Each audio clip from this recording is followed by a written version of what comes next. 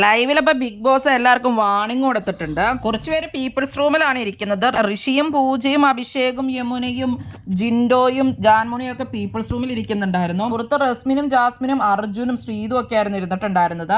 അപ്പോൾ മൊത്തത്തിൽ big boss ആദ്യം ഒന്ന് വാണിംഗ് കൊടുത്തു, പുറത്തുള്ള കാര്യങ്ങൾ പറയാൻ പാടില്ലെന്ന്. പിന്നെ റസ്മിനോട് പ്രത്യേകം പറഞ്ഞു പുറത്തുള്ള കാര്യങ്ങളൊന്നും പറയാൻ പാടില്ല, ആംഗ്യഭാഷയൊന്നും പാടില്ലാട്ടോ എന്നുള്ളത്. അപ്പോൾ ശ്രീരേഖ പറയുന്നുണ്ട് ഞാനാണ് കൈകൊണ്ട് കാണിച്ചത് അതായിരിക്കും എന്നൊക്കെ പറയുന്നുണ്ട്.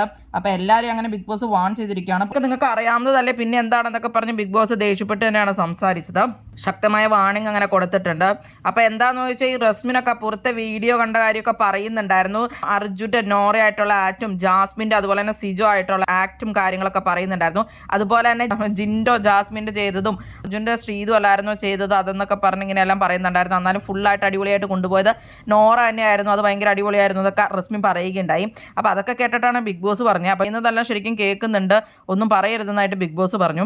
ഇതെന്താ പ്രശ്നം എന്ന് വെച്ചാൽ എല്ലാവരും വരുമ്പോൾ ഇവരിങ്ങനെ ഓരോന്നൊക്കെ ചോദിക്കുമല്ലോ. അപ്പോൾ ബിഗ് ബോസിന് ഇപ്പോൾ 2 ദിവസമായിട്ട് ഇത് തന്നെ പറയാനേ നേരമുള്ളൂ. എമിനെയും ജാസ്മിനും വേണ്ടിക്കൊണ്ട് ഇപ്പോഴും ബിഗ് ബോസ് വാണിംഗ് കൊടുത്തിട്ടുണ്ടായിരുന്നു.